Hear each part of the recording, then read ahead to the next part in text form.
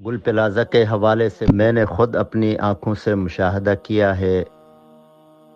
جس گل پلازہ میں ہم آج سے 1 سال پہلے گئے تھے اور شاپنگ کی تھی، اس کو آج ہم نے ڈھیر کی شکل میں دیکھا۔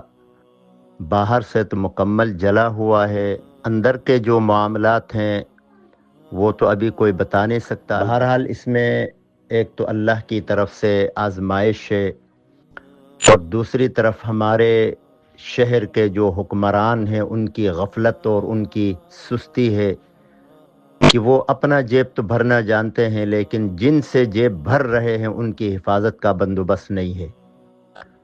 ان دکانوں میں ہر ایک کے پاس گیس فائر ہونا چاہیے، فائر سلنڈر ہونا چاہیے، اگر چھوٹی موٹی آگ لگ بھی جاتی ہے تو اسی وقت وہ قابو ہو جاتی ہے۔ لیکن افسوس کی بات یہ ہے کہ اتنا بڑا سینٹر، اور اس سے پہلے بھی کئی جگہوں میں آگ لگی ہے، تو یہاں پر کوئی حفاظتی بندوبست نہیں ہے۔ آگ لگتے ہی خود اس پلازے کے افراد متحرک ہوتے، دروازے کھولتے اور لوگوں کو ریسکیو کرتے، کیونکہ ان کی بھی تو ٹیم ہوگی نا۔ جو پیسے لوٹتے ہیں، کرائے لوٹتے ہیں، تو اس کا مطلب کوئی بندوبست ہونا چاہیے، نہیں ہے تو سب سے پہلے ان کو لا کر ان کو سزا دی جائے کہ بھائی تم نے غفلت کیوں کی۔ نمبر 2، پھر حکومت کے ہمارے جو ذمہ داران ہیں، جو بڑے ہیں، جو فائر بریگیڈ والے ہیں، یا اسی طرح پولیس والے ہیں، اسی طرح دوسرے دن جب ہم وہاں پہنچے تو وہاں تو اتنی سخت سیکورٹی تھی کہ پولیس والے، رینجرز والے، مختلف وردیوں والے وہاں تو کسی کو قریب ہی نہیں چھوڑ رہے تھے۔ تو اور پھر یہ ہے کہ وہاں پر یہ ایمبولینس کی لائن لگی ہوئی تھی، وہاں پر فائر بریگیڈ گاڑیوں کی اور ٹینکرز کی لائن لگی ہوئی تھی۔ بھائی بعد میں اتنے لائنیں لگانے سے بہتر نہیں تھا کہ اس وقت قریب میں جو تھے وہ آ کر ان کو ریسکیو کرتے، اندر جاتے، ان کو بچاتے؟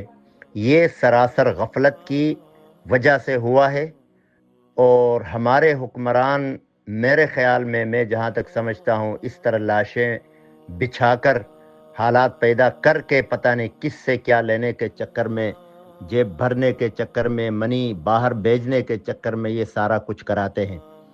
کچھ لوگوں سے ملاقات ہوئی، وہ کہتے ہیں کہ یہ تو ایک پری پلان معاملہ تھا، آگ لگائی گئی، آگ پھر دروازوں پہ پھینکی گئی، فاسفورس بھیجا گیا، وہاں پہ پھینکا گیا، دروازے بند ہو گئے، لوگ اندر محفوظ ہو گئے، لوگ اندر محبوس ہو گئے، بند ہو گئے۔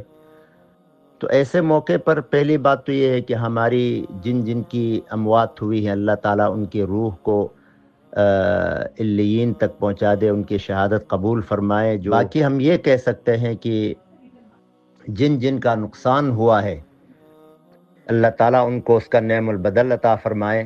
تو اس طرح کے ابھی بھی وہاں کے مناظر ہیں، کیونکہ اتنا بڑا پلازہ تھا اور کئی فلورز تھے اس میں، تو جل تو سارا گیا ہے، لیکن ممکن ہو کہ کچھ جگہیں ایسی ہوں جہاں تک آگ نہ پھیلی ہو۔ تو میری حکمرانوں سے ریکویسٹ ہے کہ عوام کے ساتھ یہ ظلم نہ کرو۔ یہ آگ جب یہاں سے چلی ہے تو تمہارے محلات تک بھی پہنچے گی، یہ یاد رکھیں۔ اللہ کی لاٹھی بے آواز ہے، تم اپنے آپ کو جتنا بھی محفوظ سمجھو، اینما تکونوا یدرککم الموت ولو کنتم فی بروج مشیدہ، تم جہاں بھی ہو، اگرچہ تم محفوظ پناہگاہ، محفوظ محلات میں بھی ہو، موت تو تمہیں آ پکڑے گی۔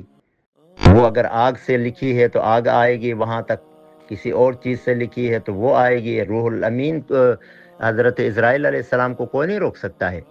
لیکن جن غریب کے پیسوں پر تم پل رہے ہو، ٹیکس لے رہے ہو، کرائے لے رہے ہو، تو ان کی حفاظت تمہاری شرعی اور اخلاقی اور قانونی ذمہ داری بنتی ہے۔ اگر تم اس میں ناکام ہو تو پھر اللہ کے سامنے تمہیں جواب دینا پڑے گا۔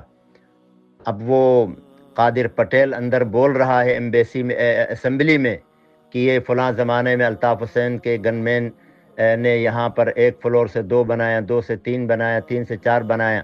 جو ظالم یہاں سے کرایہ وصول کر کے مالدار بن رہے ہیں، تو ان کو یہاں اندر تجارت کرنے والوں کے لیے کوئی سیفٹی کے بندوبست اور انتظامات نہیں کرنا چاہیے؟ جہاں ہمارے ملک کے حکمرانوں کا حال ہے، وہاں افراد کا بھی یہی حال ہے کہ ہر کوئی دوسرے کو لوٹنے کے چکر میں ہے، لیکن بیچاروں کی حفاظت کا کوئی بندوبست نہیں ہے۔ خدا را بقیہ جو مالز ہیں، بقیہ جو پلازے ہیں، بقیہ جو دکانیں ہیں، اس میں کم از کم سیفٹی کا بندوبست کریں، اور اس طرح کی یہ جو گیس سلنڈر ہے، فائر ہے، اس کا بندوبست کریں۔ ہر دکان والے حکومت کو نہ دیکھیں، اپنے طور پر کریں، تاکہ ایسی چھوٹی موٹی آگ لگ بھی جائے تو شروع میں ہی قابو کیا جا سکے، تو آگے پھر اللہ تبارک و تعالی حفاظت فرمائیں گے۔ بھائی آپ کے ہاتھ سے جو آ سکتا ہے وہ تو کریں نا، کروڑوں کا مال رکھا ہوا ہے، ایک فائر بریگیڈ کا وہ سلنڈر نہیں رکھا ہے تم نے، یہ تو تمہاری اپنی غفلت ہے۔ بہرحال جو ہم نے مناظر دیکھے ہیں انتہائی اندوہناک ہیں، کربناک ہیں، تکلیف دہ ہیں۔ دینی علماء بھی وہاں آئے، دینی رہنما بھی آئے، سیاسی بھی آئے، کچھ لوگ سیاست چمکانے کے لیے آئے، وہاں گورنر آیا اور 1 کروڑ کا میرے خیال میں کچھ لوگوں کے لیے اعلان بھی کیا، لیکن اب پتہ نہیں وہ کب ملیں گے، کیسے ملیں گے۔ رمضان دروازے پر ہے، لوگ بیچاروں نے اسٹاک رکھا ہوا تھا اور رمضان کے لیے تیاری کی ہوئی تھی۔ بہرحال اللہ تبارک و تعالی جو اندر ہیں پھنسے ہوئے ہیں ابھی بھی، ان کی حفاظت کرے، ان کو محفوظ طریقے سے باہر نکالنے کا بندوبست فرمائے۔ جو چلے گئے، جو مر گئے بیچارے، ان کی شہادت قبول فرمائے، اور باقی جو حضرات ہیں ان کے لیے یہ پیغام ہے کہ وہ اپنے بندوبست کا خود ہی اپنی مدد آپ کے تحت اپنا بندوبست کریں، بندوبست کا حفاظت کریں۔